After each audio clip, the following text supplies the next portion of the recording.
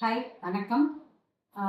கடந்த சிறந்த நாட்களாக நான் வந்து முகநூல்லையும் சரி, இன்ஸ்டாகிராம்லையும் சரி, சில வழக்கறிஞர்கள் திறமை வாய்ந்த வழக்கறிஞர்கள் சில பேட்டிகளை பார்ப்பேன். அதில் வந்து முதலமைச்சர் ஐயா வந்து காவல் நிலையத்துக்கு வந்து 2 அட்வொகேட்டை வந்து அப்பாயிண்ட் பண்ணுறதாகவும் பொதுமக்கள் நன்மைக்காக அப்படின்னு போட்டிருந்தாரு.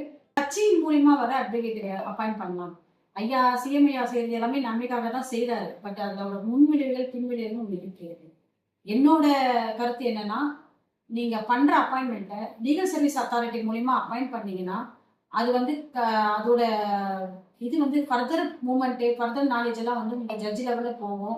உங்களுக்கு எந்த ஒரு அசம்பாவிதமோ, நீங்க எந்த கான்செப்டுக்காக நீங்க வந்து நாலேட்ஜ் மக்கள் நலனுக்காக பண்ற நாலேட்ஜ் வந்து அந்த கான்செப்ட் வந்து நீங்க லீகல் சர்வீஸ் அத்தாரிட்டி மூலியமா நீங்க செலக்ட் பண்ண அட்வொகேட்ல அது வந்து கரெக்டா போகும். அதர்வைஸ் நீங்க கட்சிக்காரங்க மூலியமா போனா நாங்க வந்து அதை நீங்க திங்க் பண்ணா நல்லா இருக்கும். நான் சொல்றதுக்கு விருப்பப்படலை.